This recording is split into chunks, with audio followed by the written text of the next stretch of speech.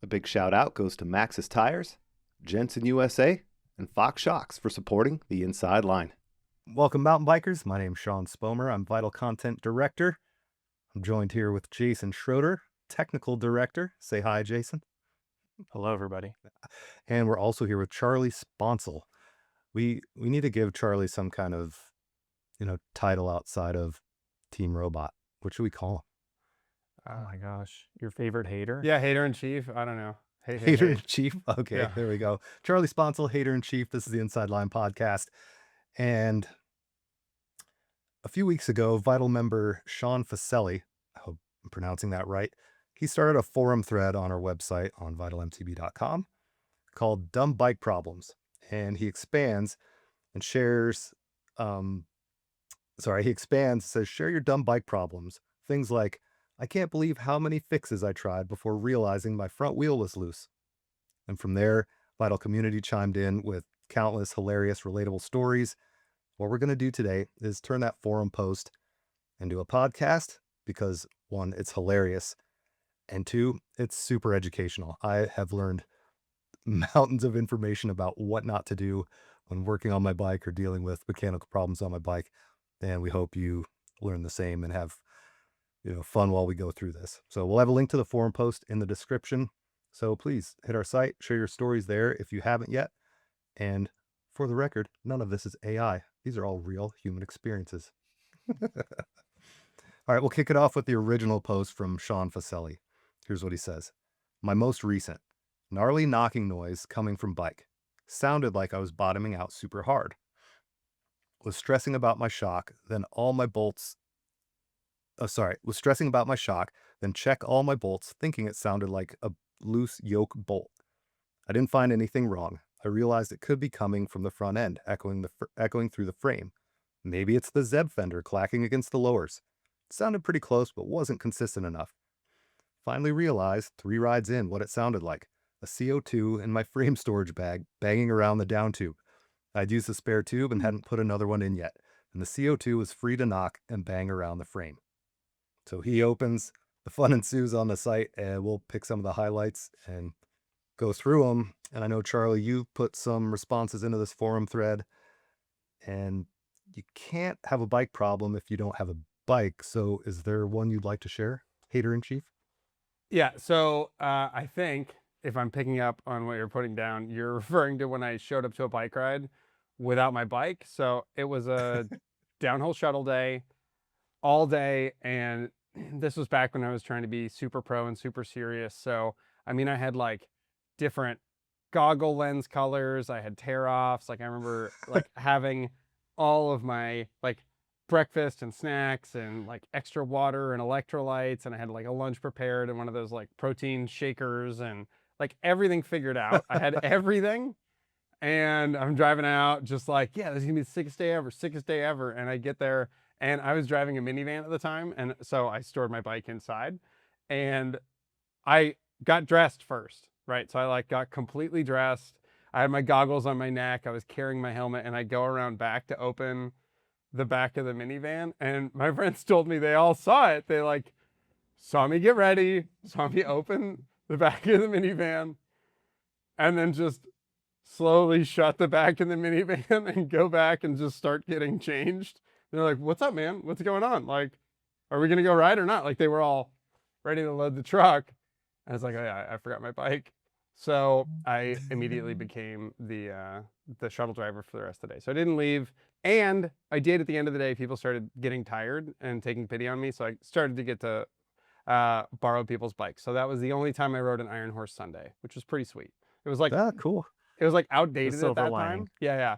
It was outdated, but I so badly wanted to ride one. And even though it was like 2 sizes or 5 sizes too small and like old, I thought I was riding like Sam Hill. So, I was just like, I'm so sick on this thing. But yeah, silver lining. I'm sure you were. And I was actually talking with a friend who drove 4 hours. So getting ready for this, I was like, hey friends, what other dumb stories you have? Pro racer Kyle Thomas, digging in the Wayback Machine, drove 4 hours to a bike race and forgot his bike. And also, if you've ever been to Silver Mountain, which is where Nace is these days, longest gondola in the world, got to the top and realized he forgot his helmet. Oh, man. Isn't that literally the longest Yeah. gauntlet in at least North America? Yeah. Uh-huh. 100%. Yeah. So I felt No, better. man. I felt better. Yeah. Oh, yeah. Well, Falcon in the forum says, Team Robot shuttles your bike, which I thought was hilarious in your response. And Schwa31 can relate because he's forgotten a bike too. So, like, dude, I as close as I come is like forgetting an SD card on a photo shoot and having to use my phone or something. But like, forgetting a bike would be pretty brutal. Mhm. What about you, Jason? Have you forgotten anything? I can't say I've ever, like, I've probably forgotten goggles and gloves and Yeah. small. I know I've forgotten shoes, which was less of an issue now riding flats because you can kind of make do in Vans. Um, when I was a kid, I showed up, I like got moto boots for Christmas and like super excited to go ride dirt bikes the next day. And then when I pulled the boots out, I was trying to put them on and I was like telling my dad, like, "Yeah, there's like not, like, this feels like they're not like really fitting right, especially like on like my left foot." And he was like, "Yeah, okay, like whatever." And then I rode all day. And at the end of the day, he, I'm like still complaining about it.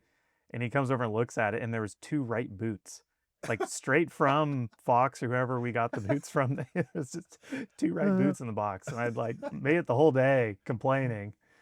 That's probably the closest I've ever gone to just like getting to ride and then it not being what you were expecting, you know? Oh man, that's Um, hilarious. yeah.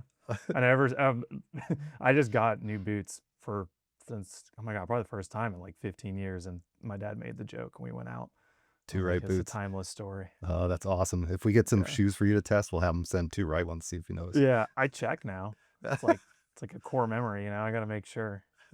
Awesome. All right. So on the topic of being at the trailhead in the forum, son of Bovril too. And one thing is I've been going through these, I always see names and think of them pronounced a certain way, but when I look at names, I'm like, oh, is that how you pronounce it? What I see in my head is completely different than what I think the people that make up the names, have in mind. But Mhm. son of Bovril too says, I was squeezing my brake lever randomly at the trailhead, forgetting that I hadn't put the wheel Oh. back on yet. And the pistons popped right out of the caliper. And I know anytime we put bikes in the car without a front wheel in, I make sure like I duct tape my kids' hands behind their back because they Mhm. like to squeeze levers. Like, no, you can't do it. Can't have them pop Yeah. out. But yeah, I feel like everybody's gone. I've actually never fully pushed them out, but with my van, I got to pull front wheels, and I do it like once a month. I'll just be chatting with somebody, like dicking around with my bike, and pull the one lever and be like, I kind of felt weird. And I'm like, why did I do that? Like, why did I do that again? Yeah. yeah. Well, That it's is a the bike worst. handshake. Have you ever heard that term where you get on someone's bike and squeeze the brake True. levers? Like that is a bike handshake. It's like Yep. so innate. You do it unconsciously. Okay, so be honest, Jason. When you hyperextend the pistons, how do you get them back out? I was gonna say, what's your method for getting back in? Like what do I use? Yeah. Usually it's a tire lever. Yeah, okay. I use just a screwdriver. Like every time Yeah. I Flathead clean the screwdriver. pads.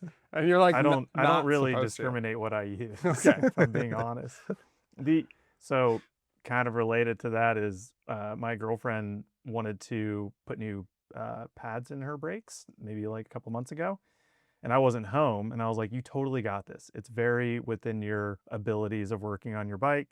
Ran her through it, sent some YouTube videos, and then her pads were so worn, her pistons were quite far out, and I was like, "All you got to do is just push them back. Like, see how they're out? Just put them back where they look like they should go." Well, hers were like so far out that when she started to push the like other one started to come out. And it was like the one thing I didn't tell her could happen. And I get a photo like 10 minutes later and just oil all over the garage. And she's like, I swear I didn't pull the lever. I don't know what happened.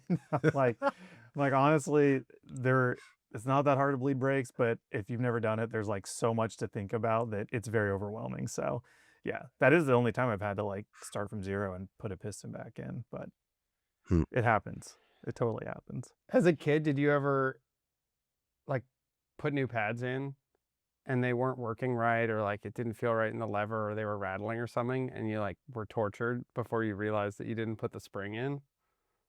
Did you ever do No, that? but that seems very likely to happen too. Yeah. Yeah. Because it's like this little throwaway thing. You're like, oh, I don't know what that's for. Yeah. I want my brake pads in there, man. I'm putting in brake pads. Oh man. All right. Well, on the topic of bike noises and rattling, there are a whole bunch about chasing bike noises, and I mean, as I was going through these, I'm like, should this just be audiobook style? Just get a narrator to read all these, have an AI narrator do it. But there are a lot. I tried to pick out the cream of the crop, but everyone was so funny that we'll just go through them and we'll see what happens. So, Coda Hale, I think he kicks it off. He's one of the first bike noise ones. I spent 2 weeks chasing a hideous front end rattle on my tall boy, which only happened going through rock gardens.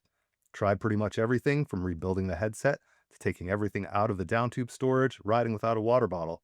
Turns out it was the giant knobs on my fresh Continental Cryptotol, catching on my trusty RockShox fender during big compressions.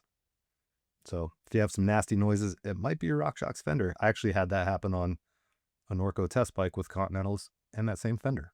So I'll keep going.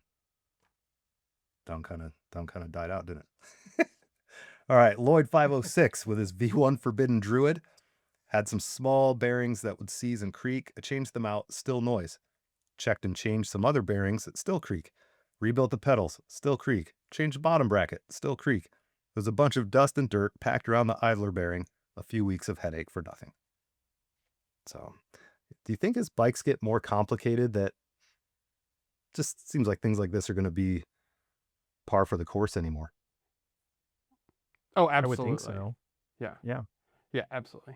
Just more things. And more expensive and more proprietary, right? Of like if you normally get complete bikes, you're in pretty good shape. But if you normally replace a frame, like nothing ever fits. Where you're like, oh, I need this brake adapter or like bottom bracket, or oh, it's a 31.6 C post instead of a 30. Like, yeah, it's just the worst.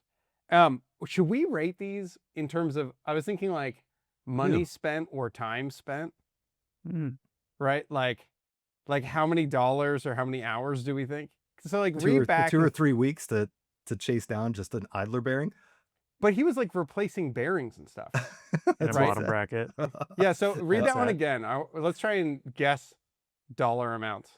V1 Forbidden Druid had some small bearings that would seize and creak. Changed them out, still noise.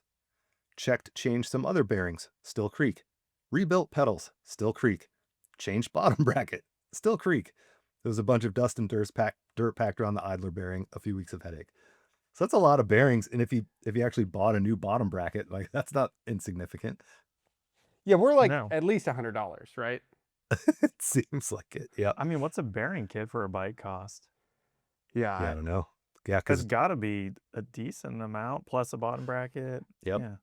Yeah, I think a bearing kit starts at $80 or something. And now it sounds changing like bearings kind of sucks. Oh, it's the worst. Yeah. Yeah, I mean, some people are smart and have like actual bearing presses, but I feel like it must be so nice. Right? Most of us are just like pounding stuff out. Yeah, and then you're like, can I use my vice grips to push this in? Or like, have you ever done the thing where you have like a bench vice and you're trying to like get the sockets and stuff to line up as your like rear triangle is you're like, this definitely won't ruin my $1,000 rear triangle. Yeah. Yeah, you're looking for the one socket that you know fits like at least half your bike. Yes. Totally. Yeah. And you're like, never lose this socket, the golden socket. Yeah. Yeah. So I'm gonna say $120 is my bet on that.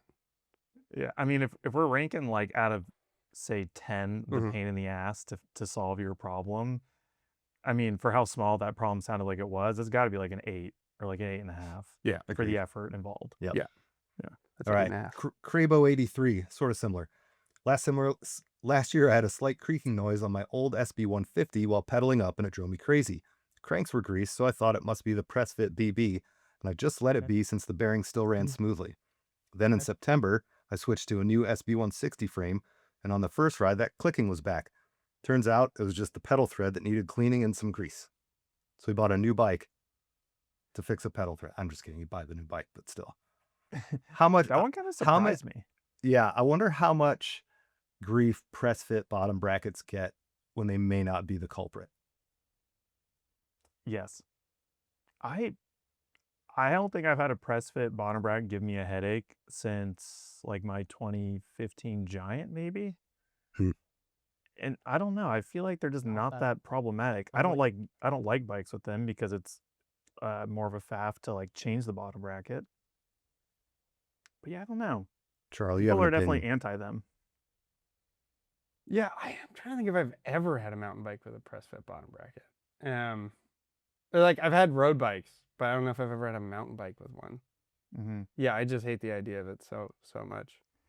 I mean, my Giant last year was press fit, and I probably changed the bottom bracket 4 times maybe, going between different drivetrains, always with the rubber mallet and Mhm. just a punch. Like I never pressed it. I mean, they're plastic, so I'm like, well, the frame should be mostly okay, and I'm real delicate with it, but they never creaked. And I put like just a little bit of grease just to help it out, and it's been fine. So You've ridden that bike a lot too. yeah, I rode it a ton last year, Yeah, and beat it. not just in Southern California. Yeah. So Whistler beatings. yes, Yeah. it had some water on it. All right, this could be a high value value. replacement here, or cost. BN Slight, I guess is how you say it. Replaced everything from my fork to drivetrain trying to get rid of the noise, only to find out it was the stupid XTR hub that I thought couldn't possibly be the culprit since it's XTR. And these hashtag recall Shimano hubs. So fork to drivetrain, like, what are we at? 2.5 grand? Yeah, Yeah, totally. definitely. Yeah. I mean, I guess the pro is that the fork and drivetrain he took off theoretically is still in perfectly fine condition, so he could probably get some of his money back reselling it, Yeah. or he has spares now. I've never ran Shimano wheels and hubs. You have, Charlie, right? Yeah, for sure. Yeah. And I'm trying to think of what that recall could have been. I wonder if it was like they had the brand new like silent hub that lasted for like a month, and then is vaporware. So I wonder if it was that. I don't know of any exterior recalls. They're like open ball. That was kind of the thing that set them apart for the longest time, is it wasn't a cartridge bearing. But yeah, they're like, honestly, XTR uses the same internals or always did back in the day. For the free hub, is like all the other hubs. Like they were very similar to Dior, so they're like really simple. They weren't like crazy engagement or anything. So I'm trying to think of what that could have been. It obviously must have been some manufacturing problem. But anyway, yeah, that's so terrible. That's like, so $2,000 is our guess. I think that's like that's a 10 out of 10. Yeah, for sure. So far. Yeah. Yeah. That's the benchmark. Especially if the noise means replacing your rear hub, like to get rid of it. Yeah. Also true. Which is another question, right? Like, did he lace that hub up to a wheel set? And then what? Like, Shimano's going to say, hey, here's a new hub. And then you go, cool, well, I have to throw away all these spokes and like relace the wheel or something. So, yeah, if they can send a whole wheel, that's not that bad. But even, dude, I hate setting up tubeless tires. Oh, we'll get into the tire stuff. It's some of the best things in there. And one of them is your stores. So I hate setting up tubeless tires. All right, Cam Neely Can't Wheelie. He has a bunch of good ones. This one is classic and pretty sweet. All right, one loyal customer had just purchased a new high-end road bike, did a few rides, and called complaining of bottom bracket drivetrain clicking. They weren't technically competent to troubleshoot over the phone, so they brought the bike in. Roughly an hour drive each way. Bike goes in the stand, and we immediately noticed that the front derailleur cable crimp was bent out and ticking the crank every revolution. We shortened the cable, bent it back, and sent the customer back out into the world. Now, I love this one. The $1 million question is, did they tell the customer? Like, was the customer leaning over the counter and watching this? Or did this happen like in the back and they came out and were like, yeah, I mean, it was really tough, but I think we got to the bottom of it. Oh, yeah, I man. guess it depends on how that customer was, right? Like if they're hounding you about like, I just got this bike and it's already making noise, Yeah, it sounds I hate to say it, but it sounds like a very road biker thing to have happen. None of my road bike friends are that in tune with how their bike actually works, because they typically just work. So yeah, can't hold against them. Well, that's the blessing of all of these horrible, like as terrible as it is, working on your bike and just being in this nightmare. I think you learn a lot about how bikes work by being a mountain biker, because you just have to be working on your bike, right? They're just like always degrading and dirty and falling apart, or something needs to be bled or replaced. It's like, yeah, you just learn a lot more. It's like you learn a lot more about riding a bike by falling all the time. Like, Road bikers typically aren't that great at bike handling because they don't go on the ground very often. And we're like the best bike riders in the world are the ones who spent the most time on the ground, right? So true. Yep. Yeah. Figuring out how not to be on the ground, you know? Yeah. Yeah. So we'll call that one the cost of a tank of gas, maybe half a tank, hour each way. Yeah. Yeah. He had another one that said, front Maven lever body corner was touching my bar bend. Sounded like the bars were cracked. Shifted it over a couple millimeters and went back to sweet silence. So imagine it was just riding like that little bit of flex. It must have just like touched the bar, Interesting. right? I wonder with what bars. Yeah, I don't know. Because it can get, I mean, it has to do with, I guess, how far in you're running your levers as well. But yeah, I haven't had too many issues with my, with the lever getting close to the bar. But I imagine if it starts to touch, it definitely would make, it'd be so hard to figure out where that noise is coming from. Yeah. Like it's mostly with the hoses, right? Like sounds like you guys have the hoses are just close to the bar, Yeah. and so they're just going to rattle and tap a lot more. That was one of my biggest complaints about like the new XT and XTR design is sure it looks cleaner, blah, blah, blah, but it dives your hose right next to your bar and there's really no getting it not to clank against your bars every so often. Yeah. Which was not an issue before. I'm testing the Maven base right now. I just set up the front brake and it was like exactly the right length from the factory, so I didn't have to bleed it.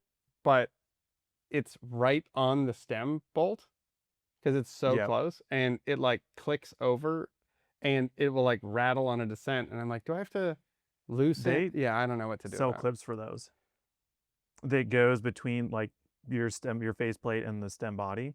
And it's like a little clip that then sticks down and your hose will clip to it. So, which is nice, but it is a solution to a problem that did not exist. Yeah. So Jason, first off, thank you for bringing that to my attention. Second of all, I do resent the fact that I have to use that at all. It is a solution to a problem. Yeah, I mean, I feel like pretty much this whole forum, or 90% of this forum is just about noises, right? And so anytime there's like something new that creates a new noise, I'm like, no, that's what we're trying to get away from. I can't tell you how many times I've tried to explain to so many different people, like, no, that noise on your bike, you need to fix, like, please fix that. It's not okay, because even if it's not a big thing, it will hide the next noise. Like, you just have to have the quietest bike. Like my wife is the worst about that, where she'll just ride anything making any noise whatsoever. And I've like begun to get her to be like, you know, I'm hearing this thing, should I? And it's like, yes, your front wheel is going to fall out of your fork, or like your chain's going to snap or something. I want to set up a booth on every public bike path ever to just like flag people down and lube their chain. Like, I would do that for free. Yeah. Yeah. Uh-huh. I'd do it for free. Just like, hey, can I just, it's free. I can even show you how this works. Oh my gosh, the street I live on, because I'm more in the city, is a pretty popular way to like cut past main roads. And I can hear people from my office working, pedaling up our little hill with like chains that are dry. I think about it all the time. I'm like, do I just like go run out and be like, yo, come here? And like, I'm gonna lube your chain. Yeah. Because you're gonna go so much faster. Oh, dude. That's amazing. Yeah. I've never heard of this happening. Maybe you guys have. Brevard bike wrench. Once had a horrendous noise start mid-XC race.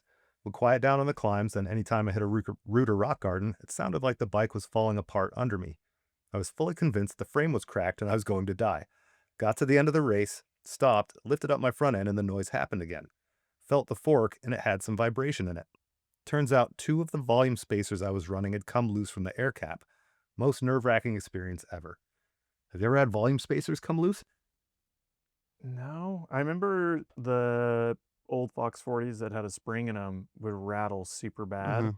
And I remember wrapping it with different things and that coming off and it making noise. And it definitely was aggressive sounding. So I imagine volume reducers would be similar. Yeah, I do know that feeling of like being on a race course and your bike is doing something really gross or wrong or making some horrible sound. You're like, please let me get to the bottom of this run. Please let it last.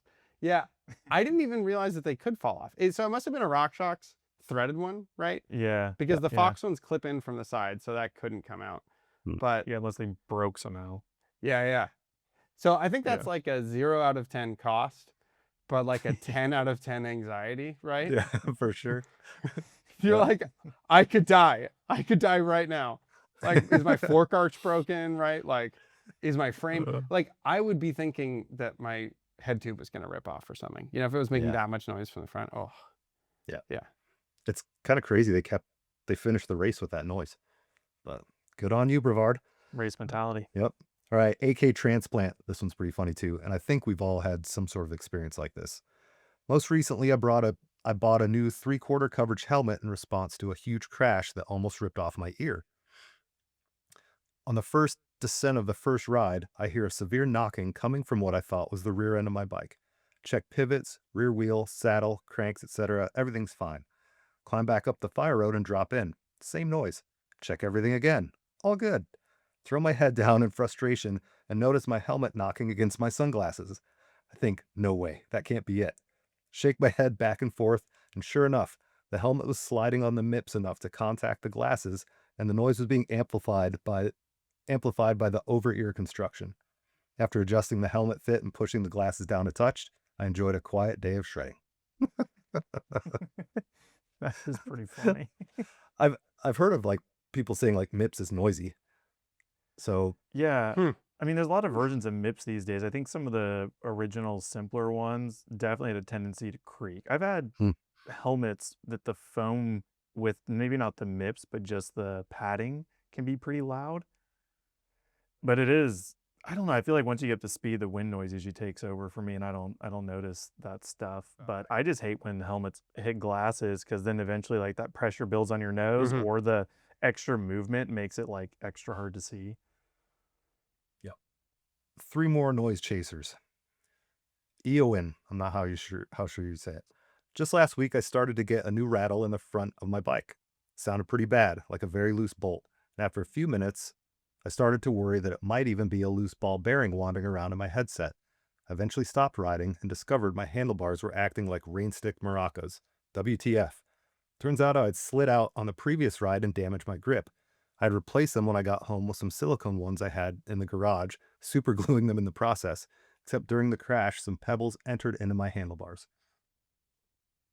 That's amazing. It's pretty sick. Yeah, I would have never thought that gravel in your bars would turn into a noise. And he super glued the grips on. That's the best part. I also, if you are still gluing your grips on, you don't have to. You can use air compressors to get grips on, and you can wire tie them. They don't move usually, unless you're like power washing your bike. But Jason, do you know what that is? That's Southern California privilege speaking right there. You move up to rainy Oregon and try and ride around well, with press-on grips with no magic in there, and you tell me how long that lasts. you no longer get the privilege of running slip-on grips. Yeah, exactly. And honestly, why are you still running slip-on grips?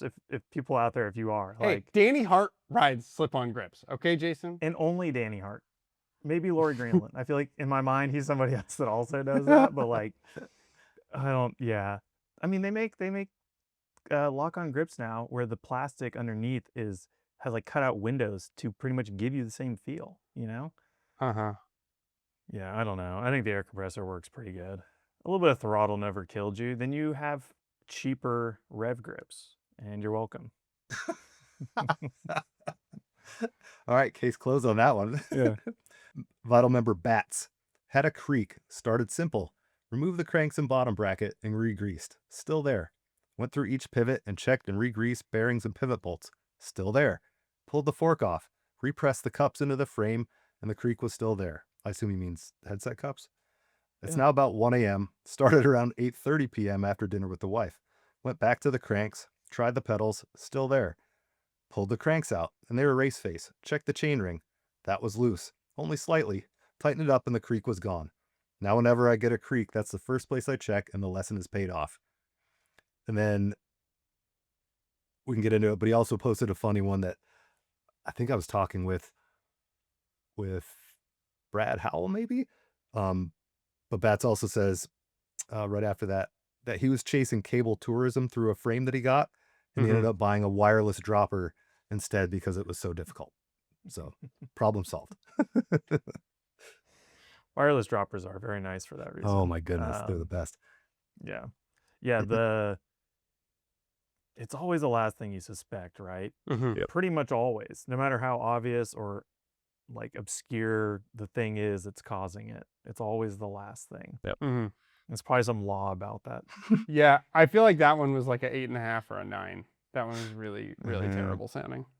Yeah, but at Mhm. least it was all within. He figured it out within the evening, Uh-huh. or they did. He or she. I'm not sure who Bats is.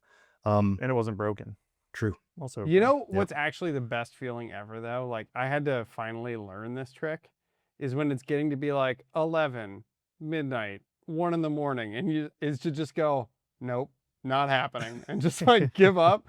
And almost always, if you sleep on it the next day, you're like, oh, I hadn't thought of this. And then you figure it out.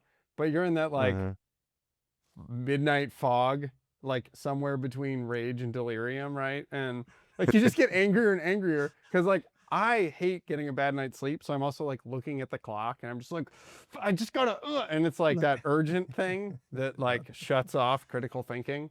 Yeah. Aren't there scientific studies about that? Like a good night's sleep lets your brain rewire, or like regroove itself, and you come back and solutions Totally. right there. Yeah. Every Science. student handout ever for studying for tests is like, don't pull an all-nighter, right? Like go to sleep, get a full night's sleep.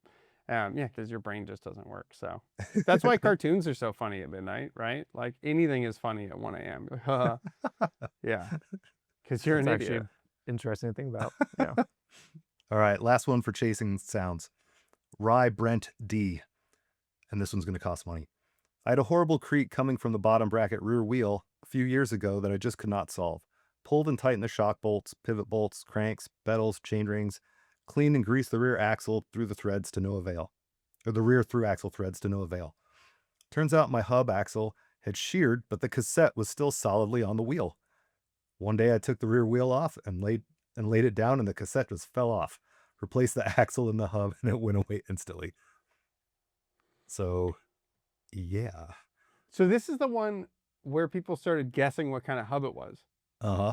Yeah, and I think he said it was like a 3-Paul DT Swiss or something like that eventually. Yeah, so it's all in there, but that's kind of scary. There was a long time where stands came with aluminum, like the Neo hub came with an aluminum axle, and those all broke, like for sure.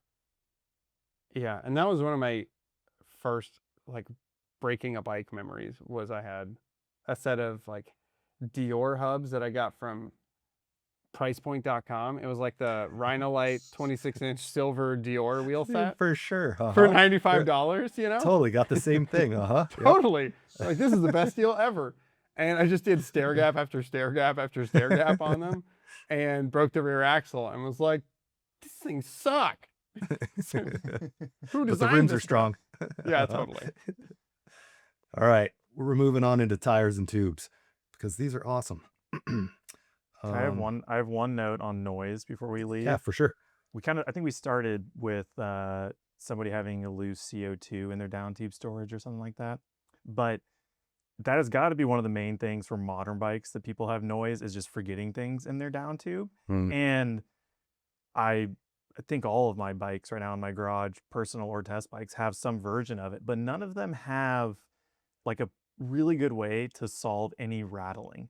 And I don't like, I feel like for a high-end bike, why not?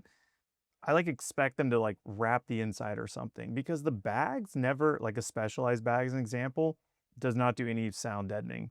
I just tested a Pivot and their bags are pretty nice, like neoprene, a little bit softer, but maybe like put some foam on the inside of bikes. I feel like that should be almost an expectation now, because the cables are quiet, but then you put anything that's slightly hard and it makes so much noise. Yeah, I've never even used one because like I have a Santa Cruz and it has the bag in there and I'm like, well, it'd be nice to put my pump and tools in there, but like, why would I put a bunch of loose steel in my carbon down tube? It's just going to be a gigantic cowbell, right? Like, dunk, dunk, dunk, dunk.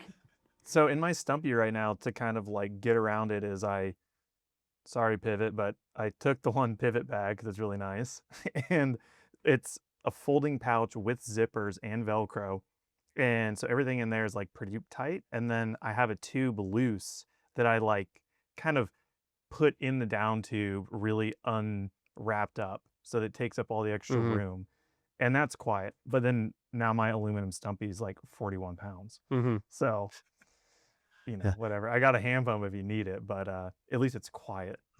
But yeah, I mean, in my girlfriend's Stumpy that's carbon, I can't put anything in it really without coming up with some sort of solution to wrap it in something, and it's kind of feels like it defeats the purpose. Like I really am curious how many people use the internal storage, because most new bikes that come out, they're like, we left the Geo the same, you're welcome, and now it's got internal storage, just like you were asking. It's like the only change we're kind of seeing, and it could be better, I think. Yeah.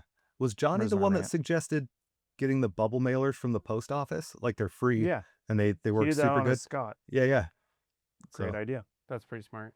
Yeah, Yep. I just stuff Assuming a, it's waterproof enough. yeah, But I just stuff a tube down there, and then it does two things. I guess three. The first is that I have a tube which I've never ever used. Like I've given it away to same. people, but I haven't ever used my tube because I run really really heavy tires all the time. Because I hate you're flat. doomed. Yeah. You're doomed now. Hey, Get ready you to know use what? that too. Years. I'll take it. But anyway, but it's like in my brain, I'm like, it's mass, dog. It's like down tube mass, like Jackson Coldstone, right? Like this is performance. So that's function number 2. And then function number 3 is those, when you're talking about noise, those down tube storage things then introduce noise, because if your bottle mount is like rattling at all, or like I'm always worried that the whole thing is going to rip off. So I like stuff it with the tube, so everything's like preloaded in there, and I'm like, that should work maybe. For Oh, sure. man. Yeah. You can cut this out if you want, but I just bought ankle weights because we're testing a V10 in Whistler, and this works perfectly to strap to bikes to add weight to the bottom bracket. It's sick. So, yeah, because I did the math on it, and to buy the like steel or lead, whatever wheel weights that you see at the World Cups everybody's sticking on, it would have been over 100 of them stuck to the down tube to get to the 4+ pounds that Jackson has Yeah. on his bike. It's Which crazy. is A, expensive, and B, they're definitely going to go flying off on the trails. Yeah. So, That's crazy. yeah, the ankle weights, I mean, they look kind of ridiculous. Dude, but we should bring back Vital Gear Club and just rebadge those things as like downhill bike weights. it's true. Or If you start just a new change the business right shape now. a little bit, you could sell them or pitch it as you can put it in your storage. There you go. You Ooh, don't even see it. there you go. Oh, Shark Tank. Well, yeah. actually, I just, want to. yeah. We'll cut that out for business purposes. Well, I was gonna say I was chatting with Dak about weight. We're getting on a tangent, but his Mondraker, they were just putting steel in the down tube, like kind of from the factory, to give him like the weight he wanted. And those extra screws on the new one is to put in weight. Nice. Is that official or is that top secret? I mean, it's in the B Practice podcast Okay. that'll probably be out by the time people are listening to this, and I'll probably put it on YouTube too. Yeah. It's Sweet. just crazy that you got the same ankle weights. I'm actually wearing those right now, and I've been doing calisthenics during the. Yeah, I always like to do Kegel exercises, right and now. like leg lifts. Yeah, during the. You don't have one of those little automatic pedaling Yeah, footrest things for like for old totally. people? Yeah. I good. always be That's how training, it's- dude. Yeah, Oh. working on that pelvic floor. Yeah, all that Yep. stuff. Yeah, strong core, strong core. Yeah. Tires and tubes, because these are fun. Except they make people cry, which you'll learn. All right, ratchet catch. I got some new tires, inserts, tape, and sealant. Cryptotols, which ended up being some of the tightest beads I've ever tried to put on. Front went on well. Back broke two tire levers. The second broke as the tire went on, so I had to crack it open and get the lever piece out. Got some sealant in, tried pumping it up, tried again. Couldn't get it to seat. Let it sit in the sun, used some soapy water, everything. Finally, the bead was seated and it held air. I put it back on the bike and I realized I had installed the tire on backwards. Classic. I've done that. I've never had that much of a struggle, but I've definitely done that. Mm-hmm. Like, it's just, I think I feel like I've blocked it out, honestly. But I think I have that memory at least once or twice of fighting downhill tires just for it to be on backwards and being like, how? Like, you've been holding this intimately and aggressively for like 45 minutes. How did you not notice? yeah. Yeah. And Sean Faselli, who started all this, he replied, "This has actually made me cry before." Uh-huh. Yeah. Yeah. I Yeah. think there's this saying that every generation has to learn every lesson on its own.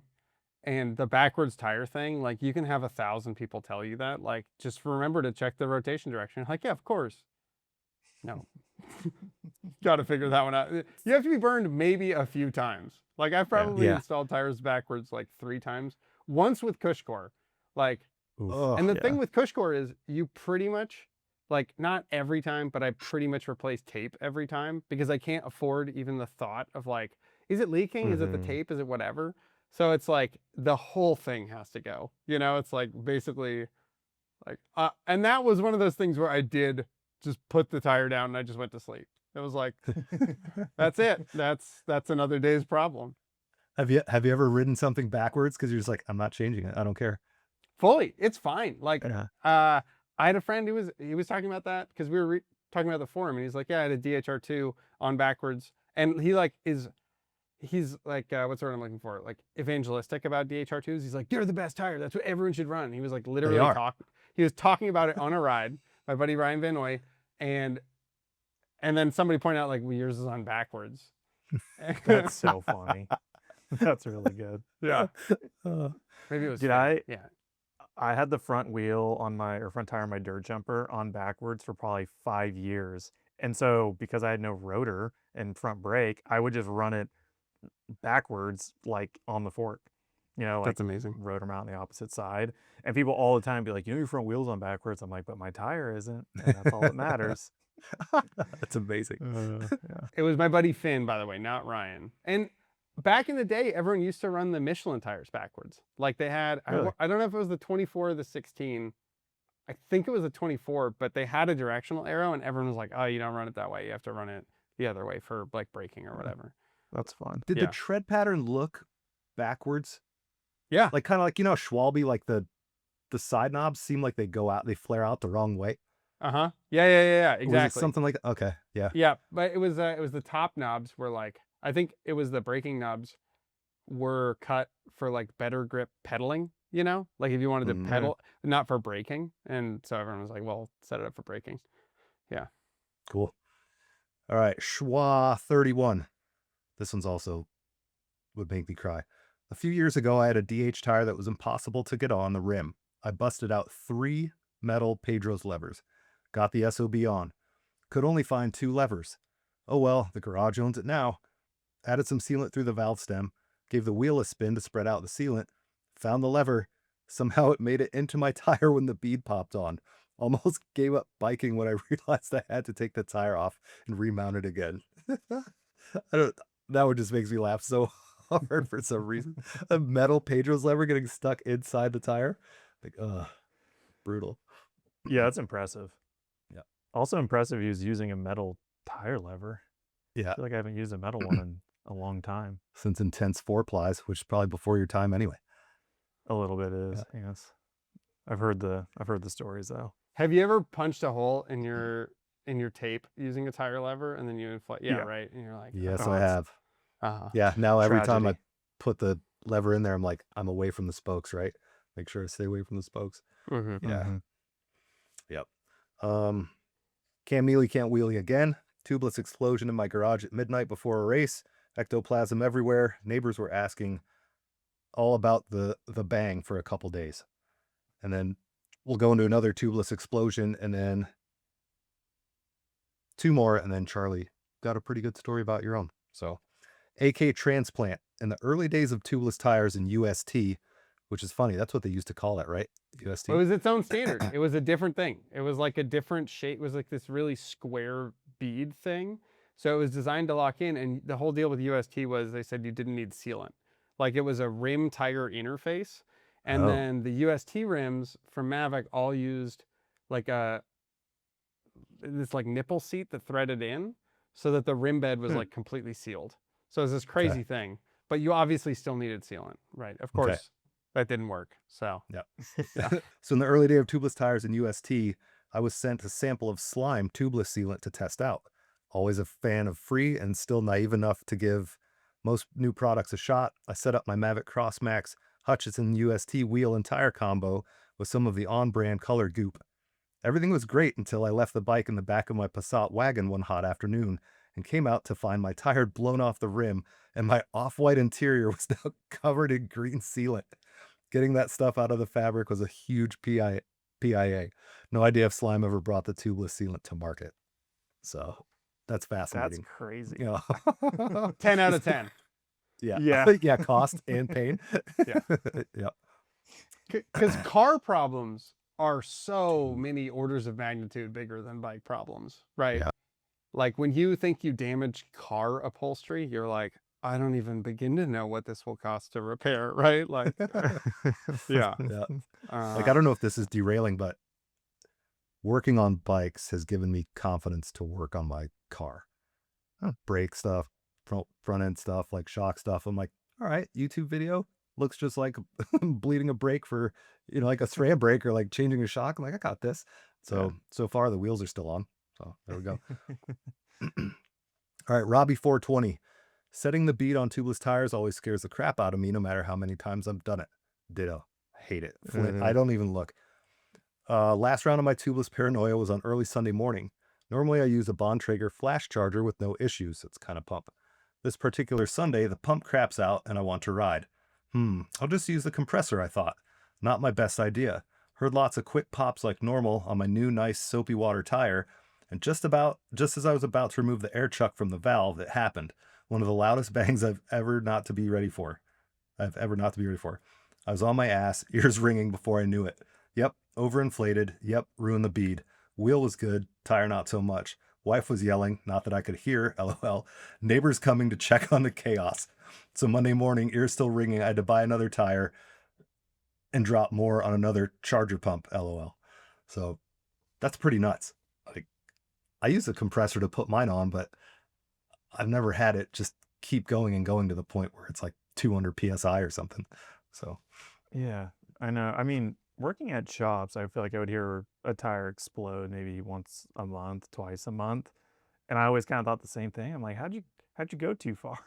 like how Like much I you put usually in? wouldn't push it, I'd like get it to seat and then make Yeah. sure it's like mostly seated and then finish it with a pump. But it Totally. does freak me out. I'm the same way. I like pump looking the other direction. And when you get one of those tires where you have like the one spot that hasn't quite gone, and every pump you're like, please just pop over.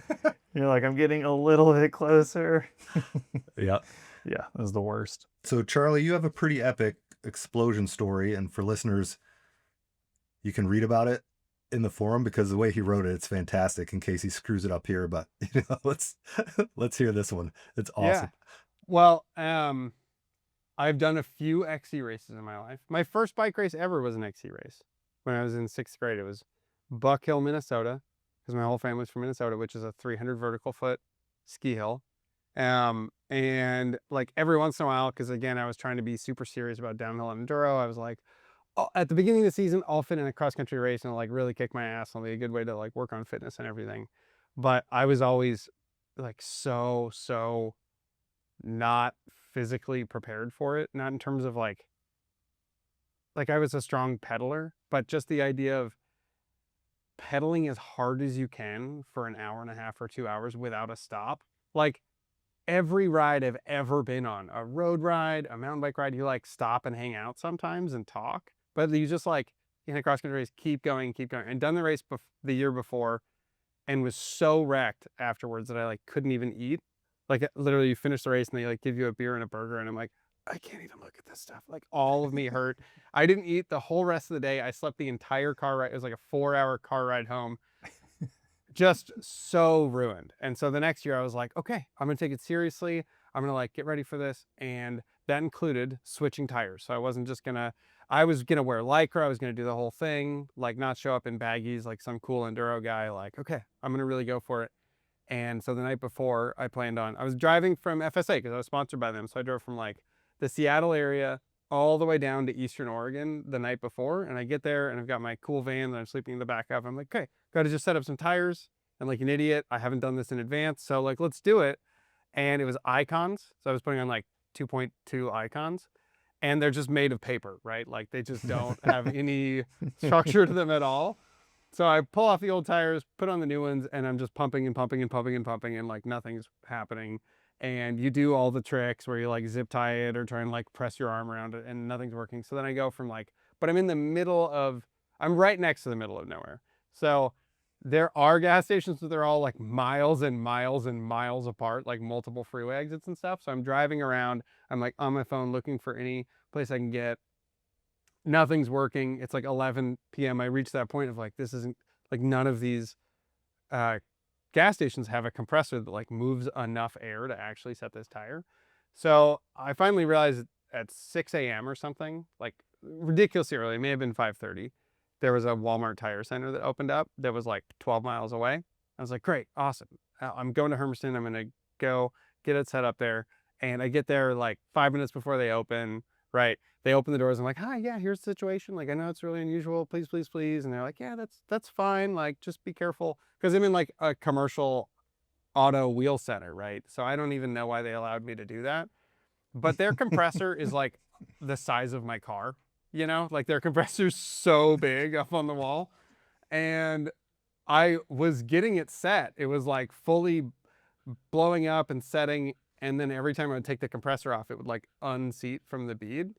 Every time. Like it would be, and it would do the thing. Like, did you ever see the Simpsons episode where Bart puts the beer can, like the Duff beer can on the paint shaker to get his dad, you know?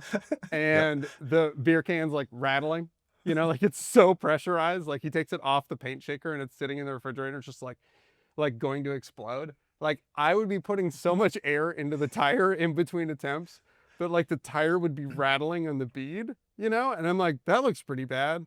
And then I'd be like, that has to be enough, right? And I would take the compressor off and then it would just pop a bead and lose all the air again. So finally, like the third or fifth time or whatever, I'm like, okay, we're doing this thing. And it already had sealant in there because I was like, it has to seat and then I just have to leave. Like I can't be reseating this later. So it has sealant in there.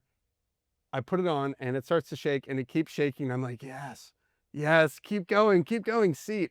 And sure enough, it completely exploded. It was like a cannon going off. It wasn't like a gun. It was so deafeningly loud. So my ears were ringing. I had my hand around the bead and it like blew off the bead and really, really like my thumb was so swollen because it just took a Kevlar bead like right in the side of the thumb. And I'd had surgery on that thumb like 2 years before. And I remember thinking like, did I just rupture my ulnar collateral ligament again? Like, is that what just happened? I'm like, no, it's fine. Don't worry about it. So I'm covered in sealant. My ears are ringing. My thumb hurts. And I obviously ruined the tire, but I also tacoed the wheel. Like the front wheel was wrecked because the force was so way. great. Yeah, totally. Because it was like, cow. it was a WTB I-23 KOM rim, which those were like mostly made of cheddar cheese anyway. So it was wrecked. And yeah, so I drove back just like, I don't even know what I'm going to do. And then I ended up borrowing a front wheel from the Niner demo van. So did my race, survived. Wish I'd just stuck with the tires I had. Yeah, so I had a rear Icon and a front whatever. Yeah. It was the Brutal. worst. And the Walmart was covered like in sealant. Yeah, it was like a high ceiling, right? So I didn't look up to see 40 feet if it was there, but yeah, absolutely every inch of the floor was covered and like there was some on the window 30 feet away. And then of course, whatever customers or employees were in the Walmart at like 6 in the morning all came to the window to be like, what on earth happened out there?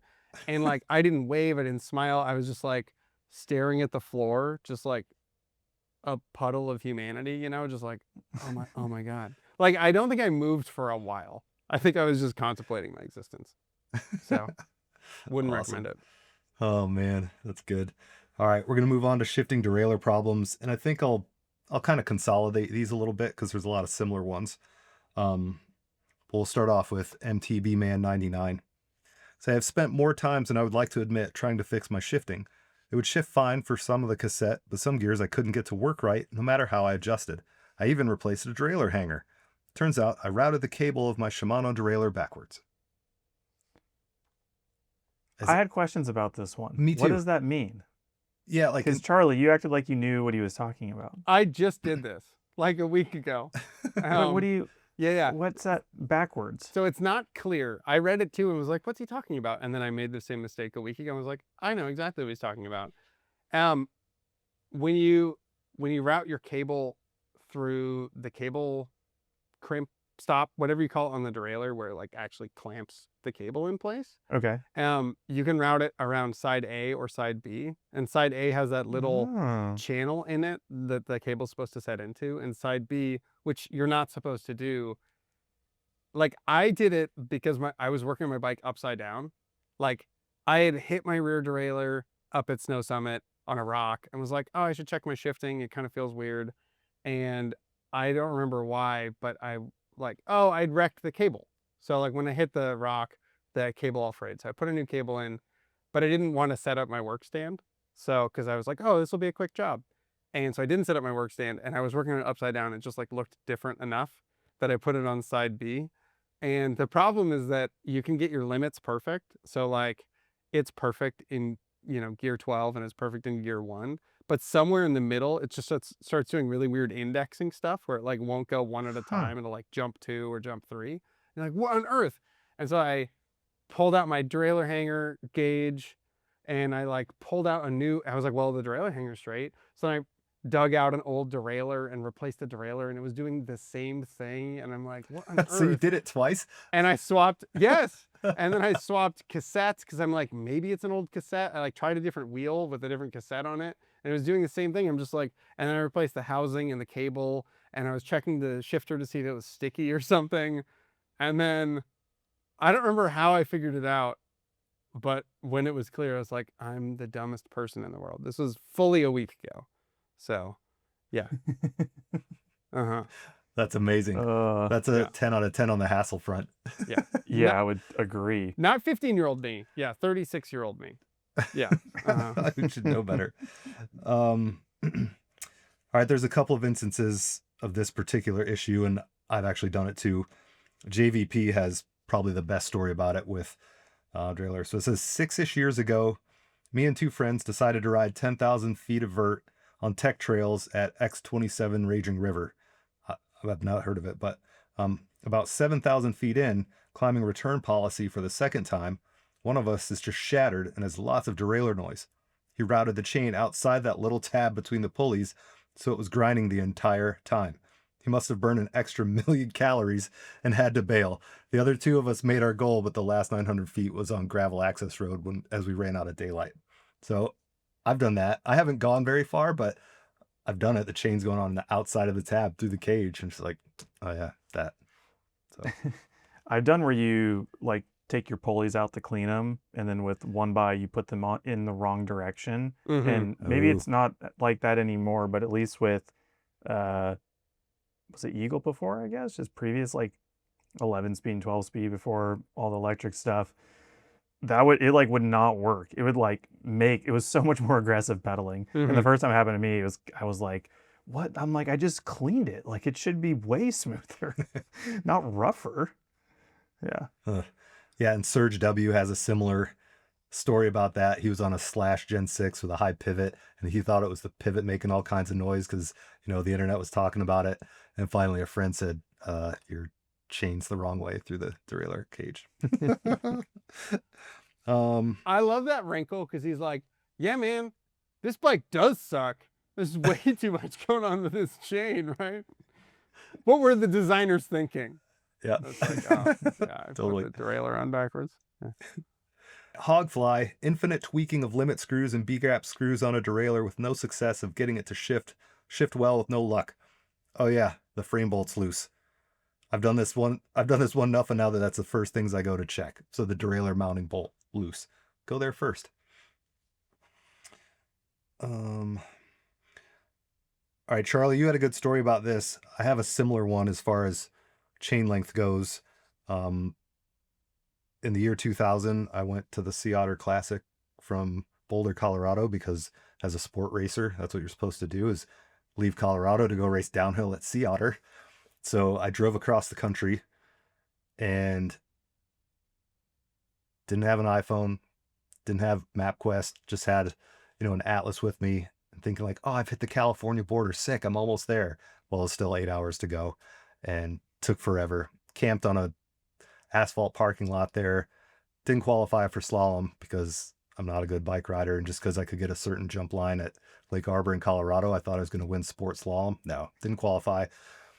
Did downhill practice, on my beer can Super 8 with D-Max wheels. I even Yep. bought an extra set because I'm like, well, you know, if I break a wheel, I don't want to be this far out and not have an extra wheel set for Sea Otter. This was all when MTBR classifieds were big, so they were cheap. They were used.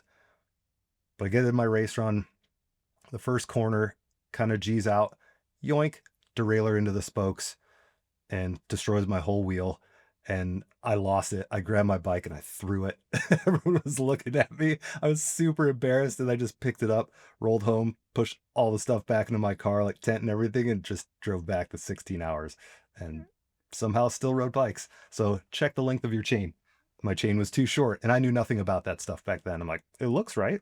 So yeah. That's incredible. I just can't picture you being mad enough to throw a bike. Oh, dude. Yeah. I literally can't picture it. It was like, I was skateboarding and like focusing your board was cool and just kind of the whole anger thing was neat. And yeah, I mean, I was shelled because I'd been there for 4 days sleeping on the ground and like not qualifying and going to SoCal being like, ooh, there's people in like full factory kits and everyone looks really fast. And I'm like, Osiris is in jeans, you know, like I didn't know.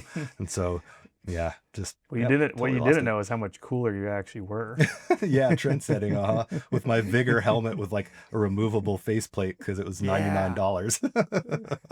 I'm so jealous that you had a beer can Super 8. That's like such a cool piece of mountain bike history. I was pretty hyped on it. Yeah, I'll put a picture in here because I have one. But on a similar note, I didn't learn my lesson very well.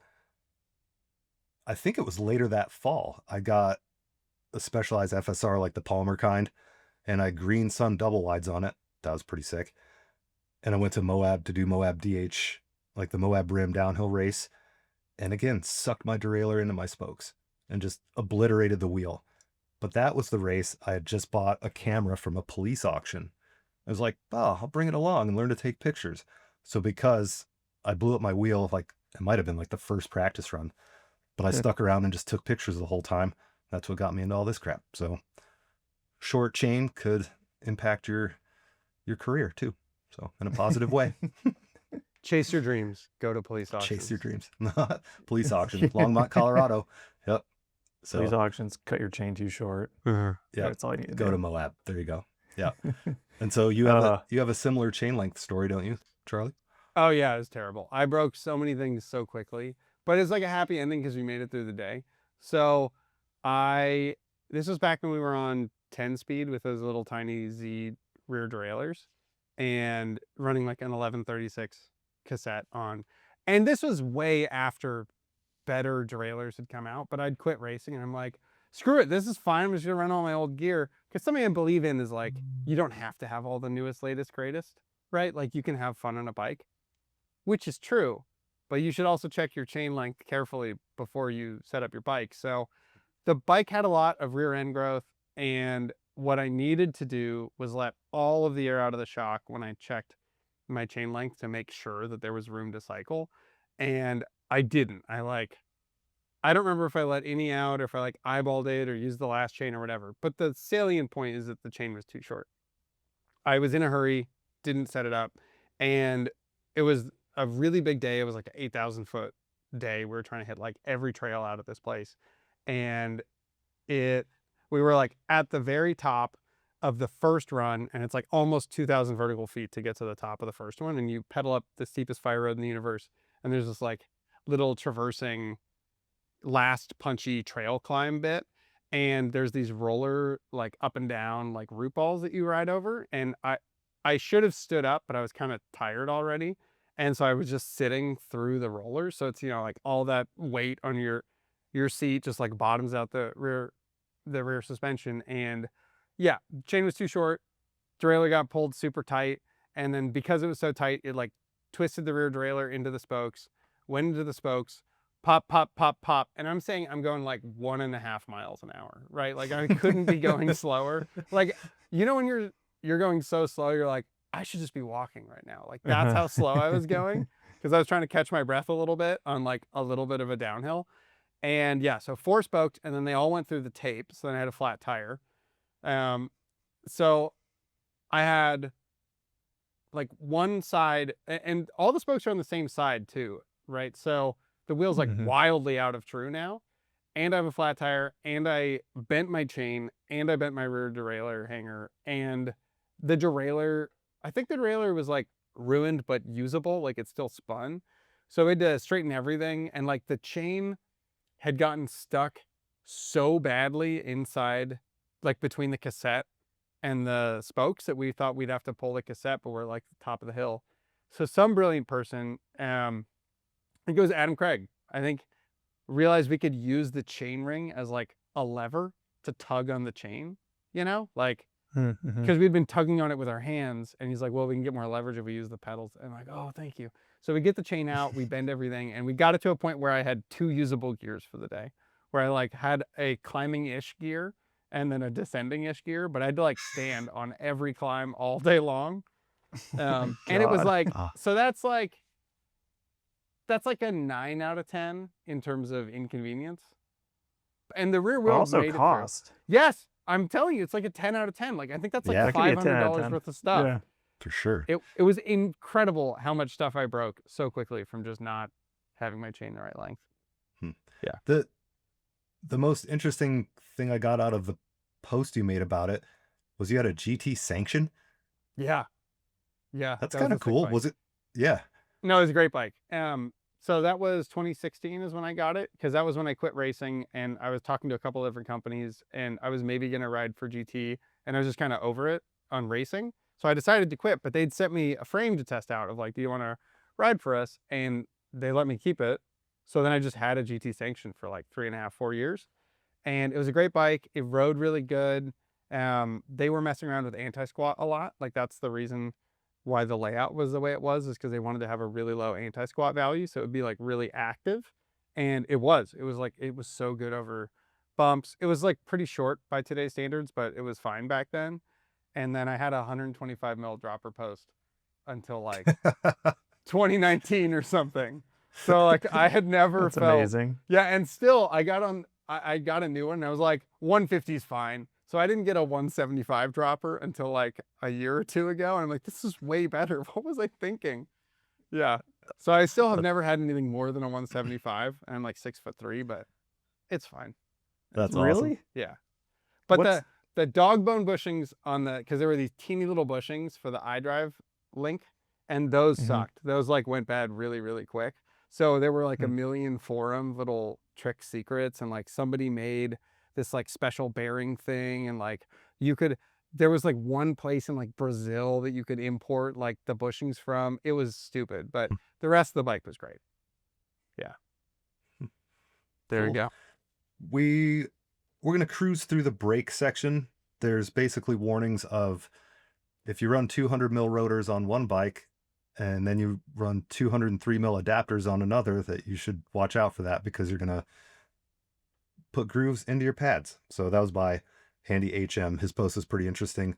Nico Zesti also says that he chased down a noise that ended up being the rivets on his floating Magura rotors, apparently. So watch for those. We'll read Noah Colorado's because he's forum champion and he's funny, and this one's pretty good. So one time before heading up the lift on one of my first bike park days ever, I lubed my chain with an aerosol spray lube, inadvertently covering my rear rotor. This was at Winter Park before it was trestle, and one of the only ways down from the top was a straight shot under the lift. I'd probably just watched Cedric Gracia or Fabian Burrell New World Disorder segment or something, so I nuked it down, thinking to myself, anyone seeing this from the lift is probably super impressed. When I grabbed the brake for the corner at the bottom of the straightaway, nothing. I'm honestly glad my brakes were so bad anyway that I just didn't do a high-speed endo scorpion. I somehow made the corner, and to this day, it's probably the fastest corner I've ever hit. So, Noah Colorado, good stuff. Don't spray lube on your rotors. Yeah, and there are similar stories about people doing the brake bleed without pulling the pads, you know, and then just wrecking it. Yeah, Totally. Yep. Yeah, that's pretty important. All right, we are going to get into mechanical errors, which some of these could save lives, eyeballs, appendages, all kinds of things. So let's appreciate safety first. And if we learn anything, wear your safety glasses when you're working on your bike.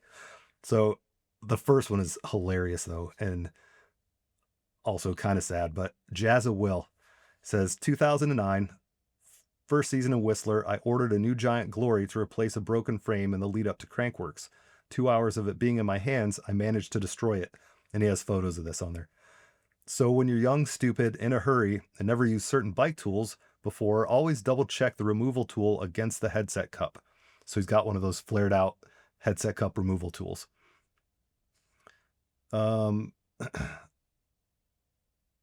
right, sorry. Check the removal tool against the headset cup, that it's against the headset cup. And always check that one of the prongs didn't slip through the steer tube hole into the down tube, then to proceed to beat the shit out of it because your friend told you it's not moving. Hit harder until the prong starts to pierce a hole in your brand new frame. I'll see a therapist one of these days to be able to let it go. So the photos do it justice, but the prongs, instead of sticking onto the headset only, one splayed out here and went through his top tube or his down tube or whatever, just blew it out. So it's pretty funny. I've never heard of that one happening. Yeah. That's 10 out of 10. Just. Yeah, Uh-huh. for sure. Wrecking a brand new frame with your own hands. That's like. Hit it harder. This one's pretty funny, and I've actually done this a couple times lately because it's been dark in my garage. Boozed. User Booze posted this. Damaging Torx bolt heads by blindly shoving Allen wrenches into them, or my Torx wrenches by blindly using them on Allen bolts. You'd think I'd have learned by now, or I just need to throw out all the Torx bolts. Have you guys ever done that? Put an Allen in a Torx or vice versa? For sure. Okay. Yeah. Yeah, absolutely. And vice versa. So I have this great story from one of my friends here. He's a UCLA PhD student from Italy. So I'm about to do a really offensive Italian imitation, right? So brace yourself. But seems Leo, and he got this e-bike because UCLA has this like discount system with different e-bike vendors because they want to get people on bikes and whatever. And he's been great. He actually bled a TRP disc brake by himself as not a bike person, which blew my mind, right? So he has already exhibited like above average technical abilities, but I'm like, dude, you should have asked me, like, how did you do this by yourself? Like, I don't know, I just watched a bunch of videos, and he like successfully did it. But his rear rotor was really out of true and was just rubbing everywhere. Like he probably parked his bike wrong and it got bent or whatever. So he could feel that it was going slower, like the bike was dragging because it had so much brake drag. And so he was trying to take the rotor off to replace it. And so I'm coming in on this. We're at a restaurant. He's like, you must look at my bike. Like, it is so terrible. I'm not doing an Italian imitation. Anyway, it's so terrible, right? Like, anyway, it's like, you must take a I think look. you should keep going. Yeah, it's so terrible. You must. The brake, it's a broken, right? And so I go out there and I'm like, oh, the rotor's just bent. He's like, yes, it's a broke, but look at the bolts. And I realized that I'm like, did you try and use like a Allen wrench? He's like, I don't know what that is. I'm like, the 6-sided one? He's like, yeah. And so he just rounded out the inside of all the Torx bolts because he was trying to use. And so he's thinking like, my whole wheel's ruined. I have to replace the entire wheel, or like maybe he's going to Dremel them off or something and then like easy out the bolts, like some horrible disaster. And I just bent his rotor straight with my thumbs, right? I just like picked up the bike, spun it, bent the rotor. And every time I'm like, oh, this is super fixable. And I'll bend it and it'll be a little bit closer. That's amazing, right? Like, I'm like, no, I'm not done yet. Like, we're going to get it really straight. And because it was bent in like 6 different places. And I got it pretty straight because I've got a good set of thumbs for bending rotors at this point. I'm not to toot my own horn, but pretty good at it. And so he's like beyond stoked. And I'm like, you know what else? I have some extra Torx bolts. So, because he hadn't ruined the star part of it. So like, he'll totally be able to get them out. But I'm like this man's hero right now. Like I have Torx bolts. I have extra T25 Torx wrench. Like, we got you covered, Leo. Yeah. So his mind was blown. That's It amazing. was a good day. I actually have a Shimano rotor on a hunt wheel in my garage for the last year that I stripped one bolt. I even went and bought an easy out kit and still couldn't get it out, and I just gave up. I'm like, someday I'll give this wheel to somebody and I'll be like, and you have to run a 203 rotor. And it's in pretty good shape, so you're lucky. But yeah, that I think Scott is one of the one brand who like everything is a torque, all the linkage bolts and stuff. And I'm like, that's almost a reason for me not to want to own one of these bikes. Because everything else isn't, you know? Yeah, that's enough of a reason for me to never buy one of the bikes campaign against the company and go pass legislation against such an atrocity. Like, we need to come together as a group and like really, yeah, somebody needs to beat up Scott for that. Yeah. Somebody needs to Especially beat up, if it's not a T25. A T25, we've kind of accepted you're going to use it. You find out most multi-tools, but dude, I was just cleaning my road bike and Shimano's front chain rings, I think is like a T35 or something. I mean, it's bigger. And if you put like a T25 in, it like almost starts to work at first. And I'm like, let me just check, like it might be bigger. And I'm like, I would have totally fucked this up if I just like put a small one in and just rounded it all out first go. Oh my gosh. Yeah, that is the worst. All right. We have kind of a lot to go. We'll just keep cruising. This one, it's just well written. It's a good story and it's super funny at the end. And I think we've all been there. So this is from Honeymoon. Been working in the industry for a few years now in various roles. This has turned me into my non-bike friend's go-to person for anything bike related. A friend hit me up to change his pedals for him. Not a problem. Bring the bike over. I've worked in shops for years and changed thousands of pedals. My friend comes over, throw his bike in the work stand, swap one pedal, come around to the other. It doesn't thread on. He watched me struggle for 10 minutes or so.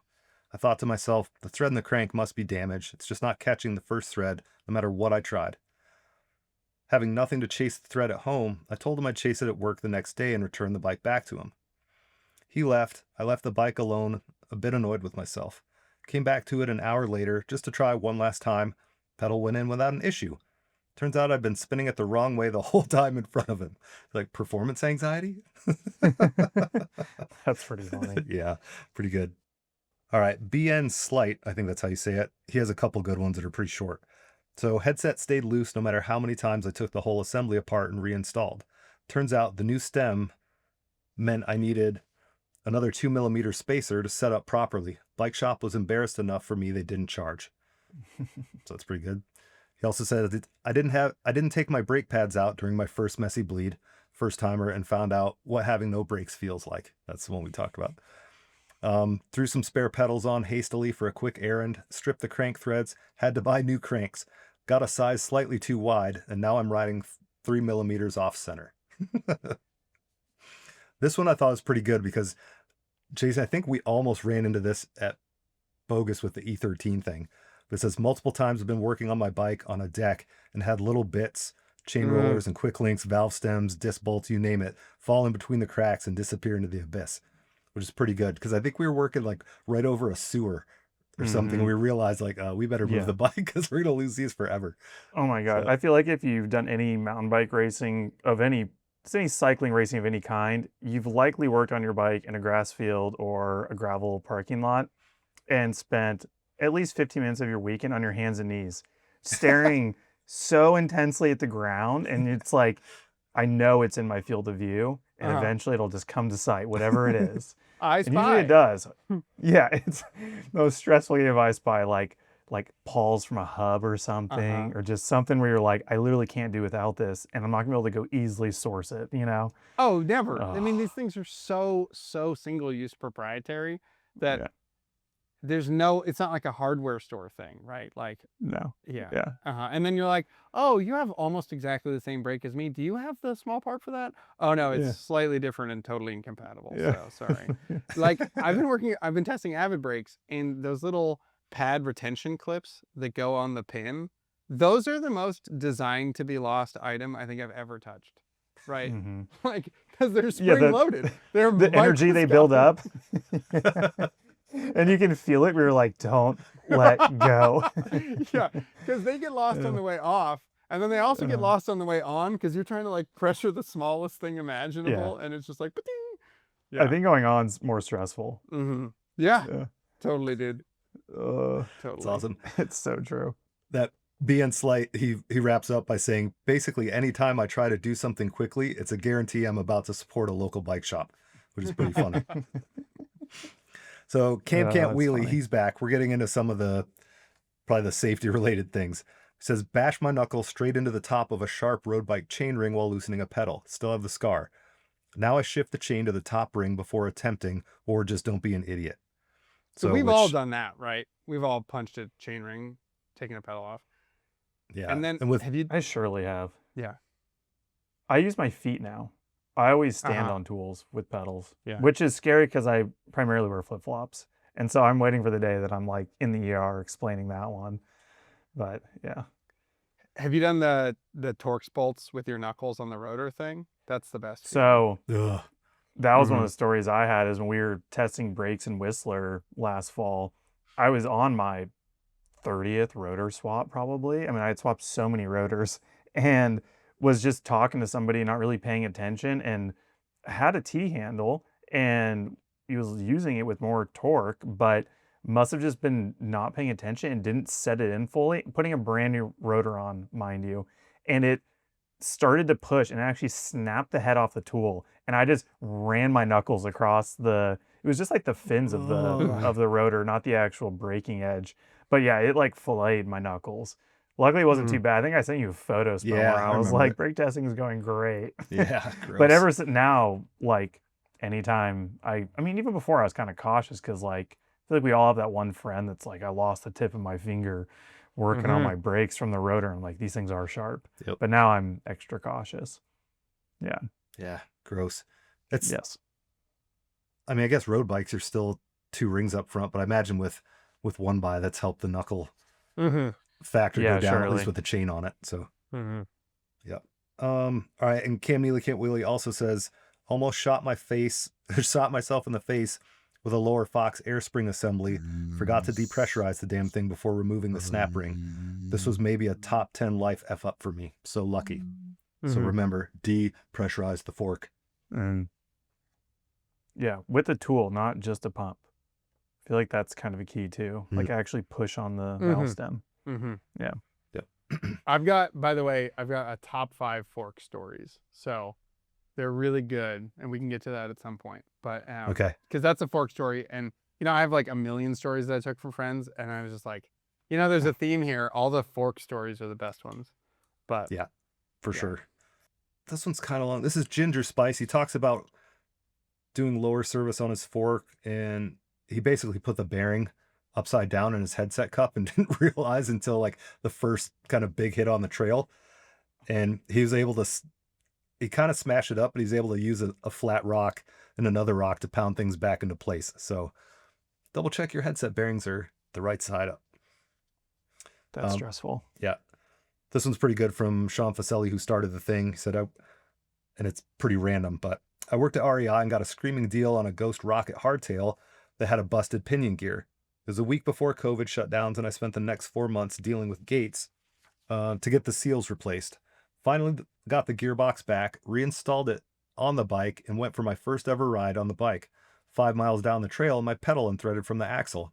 I couldn't understand how it happened, but finger tightened it and limped it back to my car. Turns out pinion gearbox will let you put cranks on the wrong side, which in turn lets your pedals fall off or unthread themselves. I'd taken the cranks and pedals off together, so I didn't notice that I was threading it backwards. That's Amazing. interesting. Yeah, so I don't know, want to keep an eye out if you're running a pinion. Yeah. do you know that they had to figure that out the hard way? Like English thread bottom brackets are reverse threaded on the drive side, but French and Swiss thread aren't. They're like still standard thread. So they'll back out under use. Like when you rotate the crank 10,000 times, they'll start. So there's all these tricks with French thread bottom brackets for like, oh, you use red Loctite, which is terrifying, but you do Who that. still or uses those in their frames? I think Pinarello does. No. Yeah. Yeah. Like the most expensive road bike. Yes. Yeah. Wow, that's They insane. did. They did when I worked at a road shop like 4 years ago. So I don't know if they still do, but I mean, that's still too recent. yeah, You know? totally. So I suspect they still do, but Yeah. yeah, absolutely.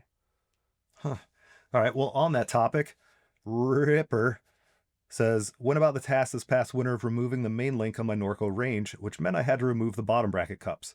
Non-drive side came out smooth, drive side wouldn't budge. Figured a Gorilla over-torqued it at the factory, so I used more leverage, to the point where I rounded out the 3/8-inch drive on the tool. Some curse words, head scratching, a new tool later, I found out it's reverse threads. Oops. So, double check your thread direction. Is he talking about the 3/8 like socket? like the socket interface on like a. He has a picture of it, and it's like where the the 3/8 kind of square hole that attaches to Yeah. your socket wrench. He rounded out the tool, and someone replied he could tell it was a Park tool. I'm guessing it's blue, but he's just like, oh, those are super soft, and like everyone They are does super that. soft. Yeah. Okay, because So that's mind blowing to me. Like that's such a strong interface. Like yeah. that's what car tools Mhm. use, and that's like that's wild. Yep. Yeah. So Maybe he's the gorilla. yeah, right. All right, Daniel Layton. We're going back to a fork, and he mentioned some rotor stuff, but it says working on an old beater MTB with a seized fork, took the cap off and looked down the stanchion to see a bunch of rust at the bottom of the coil spring. Tried penetrating oil and persuasive strikes to no avail. So I try compressing the fork while the top cap was off. Well, that's right when the spring breaks away from the rust, shoots up, hits me in the face, and goes on to break the CFL tube lights in the garage. I picked myself up off the floor, stunned and unable to see because I killed the light bulb. Thank goodness I was wearing glasses as the spring blasted out and gave me the best black eye of my life. If I hadn't been wearing glasses at the time, I'd probably be wearing a patch and missing depth perception to this day. So, rusty coil springs, look out. That's gnarly. Yeah. Number 2, installing new pads and rotors and working on aligning the calipers. It's late. I'm not paying attention. I stick my finger near the spinning rotor and it catches my middle fingernail and rips it clean off. I've broken a femur, and the pain from ripping off the nail was worse, more acute at least. No wonder it's such a popular torture technique. So, 2 things, late night and brake rotors. Keep your fingers away from there. Yeah, no kidding. Yeah. Another safety glasses one. I feel like these are important just to reiterate safety glasses. And E. Bruner, he tells a pretty good story about it. So he says, man, the safety glasses thing hits too close to home. I was once attempting, in parentheses, to rebuild a RockShox reverb in my garage. I was at the part where you set up the IFP depth with the stupid tools and then equalize everything and add air. I was struggling with it and couldn't get the stupid thing to take. I just burped up mineral oil all over my workbench, trying to air it up, and was now setting everything up for a second go at the final reassembly. At any rate, my wife comes out into the garage to do something, takes one look at me and says, don't you think you should have safety glasses on if you're going to be making a mess of things? I obviously grumbled and moaned and told her that I knew what I was doing and to mind her own business. She went back into the house, and while I cursed her under my breath, I begrudgingly found a pair of safety glasses and put them on. Literal seconds later, I'm inflating the post, and the inner tube was forcibly ejected out of the stanchion. I happened to be looking directly down at the post when this happened, trying to get a sight line of the IFP to see what was causing this. I watched as the inner tube shot directly towards the center of my eyeball, ricocheted off my safety glasses, and shot up into the rafters of my garage. I for sure would have lost an eye if she had not come out to woe-man-splain me to how I was being an idiot, and I'd have looked like a pirate for the rest of my life. Thank God for my wife. Thank God for safety glasses. I now wear them all the time when I'm touching suspension, brakes, or any time I'm putting real energy into the tools. As for the reverb, I did what any self-respecting mountain biker did with reverbs during this time period. I put all the parts straight into the trash and just bought a new one. So, dude, gnarly. I don't wear That's also glasses. gnarly. Yeah, I don't wear glasses often enough, but this stuff, like, probably going to do a little bit more. Yeah. I actually did start doing that. Like I just take a pair of road glasses and that I have clear lenses in or whatever. Because yeah, it's just, I don't know, it's not worth the stress sometimes. Even like liquids or like, I mean like Yeah. sealant and oil, you know? Yeah. Dude, I did almost exactly the same thing with Vivid. I had a friend who had like the Kona 167 and he was a beginner, and it was like, oh, we need to rebuild the shock. I was like, I can show you how to do that. That's great. Because he was like a car guy and tore stuff apart. And I had never rebuilt the shock before, and we had it in the bench vise. And we got to the point where you're doing the cycle to like bleed all the air out. Like you have oil in that reservoir and you're like bleeding it over and over again to purge any air out of the system. But we were starting, so it was full of fluid. We hadn't started cycling yet. And I'm trying to get a bead on like, okay, so how much should I be expecting? Like how much oil should be coming out of it? And I didn't have safety glasses on, and I'm looking straight down it, and I pushed down just like a little bit, and it just shot just oil super high pressurized, just like a laser beam directly into the middle of my forehead. Just boom. And I remember just instantly going, oh my God, I should be blind right now. I'm so glad. Like just straight into the eyeballs where it would have gone. So he was super impressed at my mechanical abilities for sure. Super impressed. Nice. We'll wrap up. Just a couple, call them acts of God or JRA issues, and they're all kind of similar. But Narman was the first one to post something like it. It says, riding along, all of a sudden my fork feels like it's completely locked up. Gave it one push down on the bars and heard a nasty scraping sound. Thought for a minute that maybe I had some crazy failure of the air shaft or something else inside. Nope, just the perfectly sized and shaped rock to get wedged between my stanchion and my arch. Took some trailside fiddling, but eventually popped it out. I've never heard of this or even seen it before. Ha ha ha. Then Front Range Friend quickly backs him up with a photo of his rock stuck near his fork too, wedged in there. And then Grizz replies, I don't think it's Sean Grizz McClendon, but a guy called Grizz. I had the exact same thing happen to me, riding along Pacific Coast Trail up in the Downeyville area. Nasty scratching sound. Didn't find the rock until it was too late. A new CSU fixed the problem. So that one's expensive. 10 out of 10. Yeah. Yep. All right, finally, Cam Neely can't wheelie again. Similar thing, but he said, once I had a stone get trapped between my Yeti SB6 seat stay and seat tube for a few hard compressions. Took a chunk of paint out of the seat tube, but no carbon damage, fortunately. Thought that frame was cooked when it happened, but it's still out there being ridden. So, yeah, there's that. And we had a cross-country test bike not too recently that is like a 4-bar, like yoke linkage kind of bike. And one of the bolts that mounts the yoke, I think that's what it was, mounts the yoke to the seat stay, was super hidden and hard to get to. And you'd think like, oh, if this bike just came from the factory, I'm not going to do anything with it. Well, that thing backed out and suspension cycled so much to the point that it totally destroyed the seat tube. So those are awesome stories from our community. You have some more fork stories, Charlie? These are all fork. These are all from my friends or me, and there's 5. So I'm going to give you top 5, starting from like the least horrific to the most. So they'll get progressively worse. So number 1, super easy to do if you've never done a fork lower service before. Buddy's trying to do it the night before a ride, again, late at night. So he pulls the lowers, right? Like drains everything, cleans everything, puts it back together, and he'd like put fresh, like slick oleum or slick honey or whatever on some of the contact points on the bushings and stuff. And he just put way too much, and he'd covered the transfer port between the negative and the positive chambers. So he puts everything back together and starts pumping it, and it's sucked down. And like the more he pumps it, the more sucked down it is, and you like can't pull it apart at all. And I think he even like took it apart again and did the same thing again and put it back together. And so he called one of my friends, we have this group text, and he's like literally like on the edge of tears, freaking out. And it's like at night, so the lights are all off. He's like just a dim screen, like lighting up his face. Like, I can't figure out what's happening. What's steel? And had to have negative and positive springs explained to him.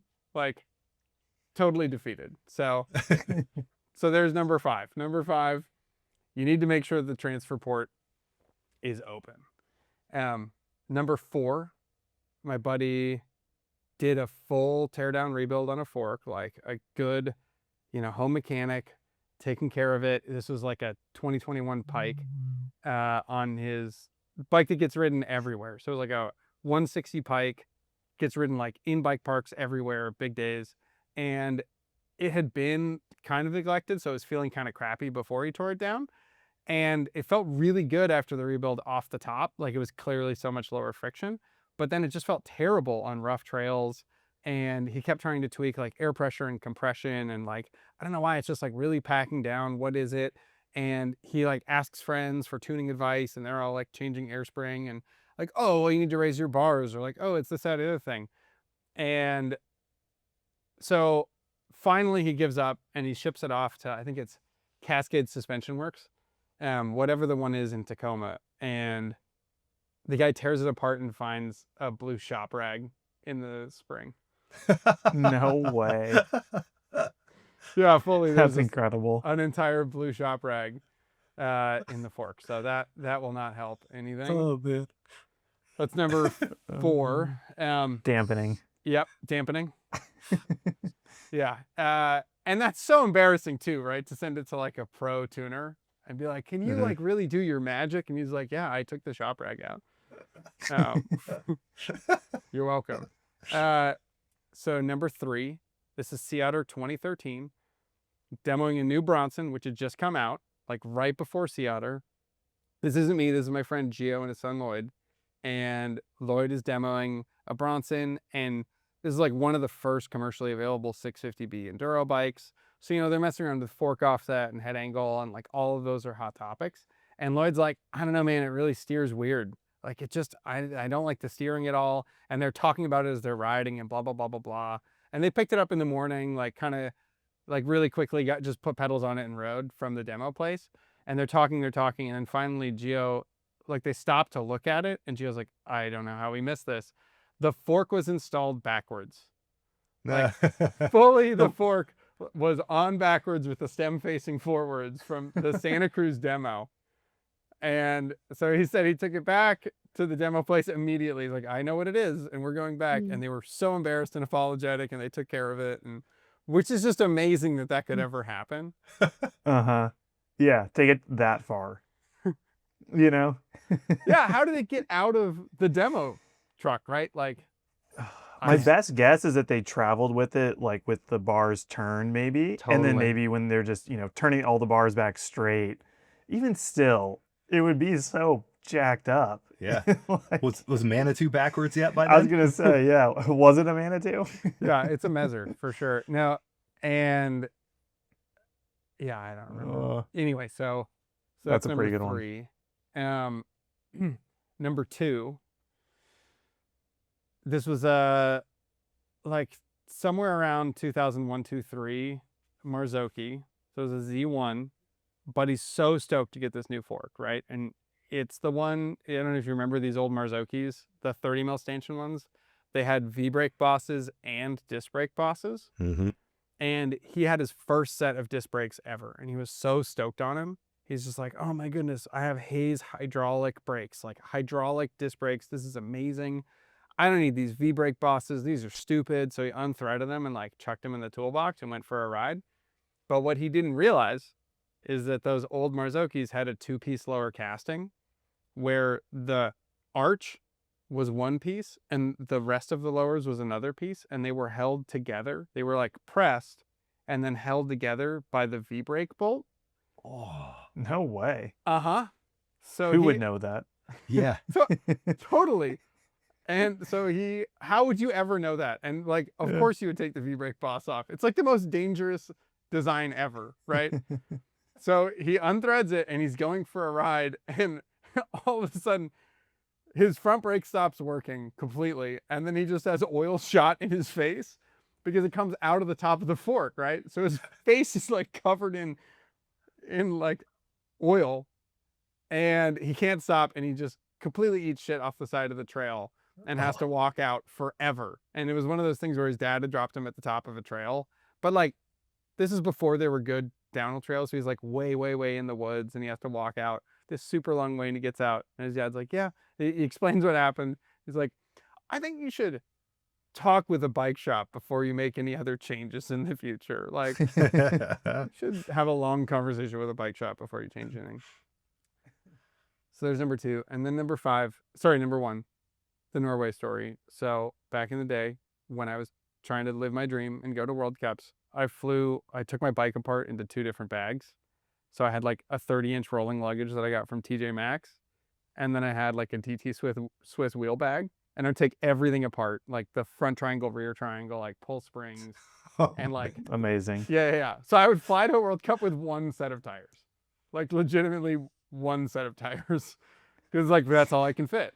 And I mean, technically, it's all you need. Yeah, baller on a budget, right?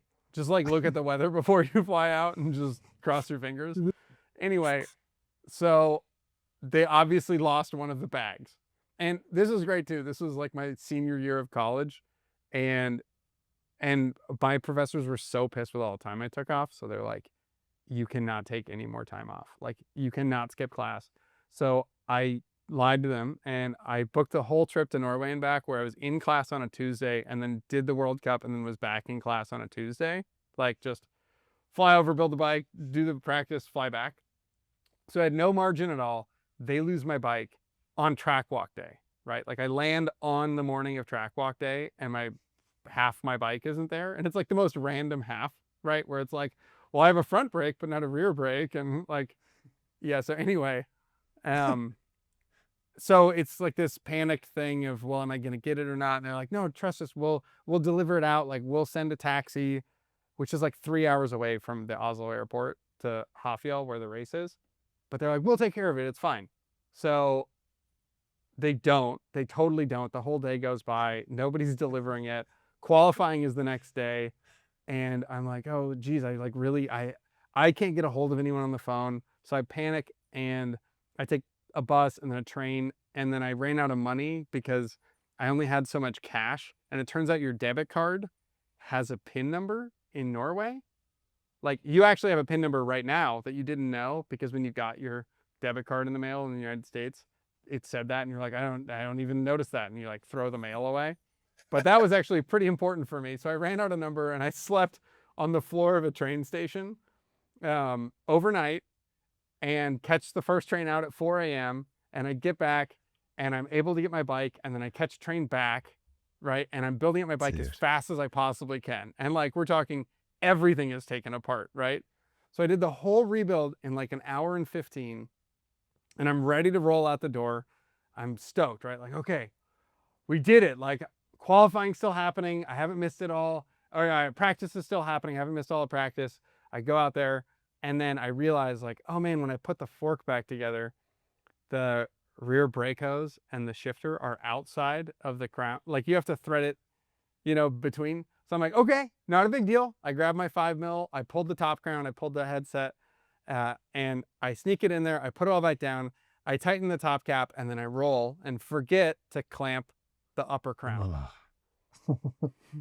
So totally. So now I'm going to go drop in on the Norway World Cup course with a loose, just like the whole top crown, right? That your direct mount stem's mounted to with like, 31-inch handlebars with that much leverage. And it's right out of the gate is like a 40-foot jump and then a 50-foot jump. It's the gnarliest place I've ever ridden in my life. And the rear brake had gotten contaminated at some point. So the rear brake isn't working. The handlebars are moving all over the place. But I didn't realize what was going on with the handlebars. I'm just like, oh God, this bike feels like shit. and I cannot ride to save my life. Like it just isn't, because if your rear brake isn't working, all your braking is your front brake. So it's just like pounding through my hands and like my front tires wanting to push everywhere because I'm just dragging front brake everywhere. And the lowest point of my entire life is I go through the Hafjell Rock Garden, just riding my front brake, just like head slapping the whole way through. And it's the overlap between B practice and A practice. So the A guys have just started coming out on the course. I roll through the worst bike riding I've ever done. I pull off because I'm like, I can't even get through this thing. And I look up the hill and Sam Hill is staring directly at me. And I'm like, and I like look around to see who else he's looking at. And I look back up and he's still looking at me. And he just does this, like, what are you doing? Like, he doesn't say anything, but it's just like, they're like, what are you doing out here? Like, what was that? Why are you clogging my course? Right? And I just, in that moment, I was like, that's it. That's the worst moment of my entire life. Like, I can't, like, nothing can touch me because that's the worst thing that could ever happen to me. And then I roll back down. And then this is the kicker. I get to the bottom. I'm telling the story of like, oh, nothing works. And someone's like, why does your fork look like that? And I'm like, what do you mean? And the spring side stanchion had slid 2 inches in the lower crown. Oh, so wow. I had one stanchion like 2 inches higher than the other. And that's when I realized, like, that was when I realized that the top crown was loose. So, oh my God, that's amazing. It's a great way to go to a bike race. Dude, Sam You Hill. survived. Survived. You lived to tell the story. Yeah. So. Yeah. Awesome. I feel like this one we need to hire a cartoonist to draw all these stories. I know. Like all these examples have some cartoons. Maybe AI can do it. So maybe this will be AI after all. But you can drop all of the, I think I'm recording the transcript, so maybe you can just copy and paste it into AI. Dude. Say, make a storybook out of this. Done. We'll do it and see what happens. entertaining. Yeah. Just remember, every time you put something into AI, that's just one click closer to the robot apocalypse. You're just training him. Which you're encouraging. Isn't that what you want? That's why I'm just saying. I'm just letting you know. That's the drill. Yeah. One click closer. Sweet. Well, awesome. Big thanks to the Vital community for all the stories they put on the forum and sharing their knowledge. Go in there and keep on adding, and maybe we do a second version of this, but I know it was super insightful and entertaining for me and very educational too. So yeah, thanks all. This was fun.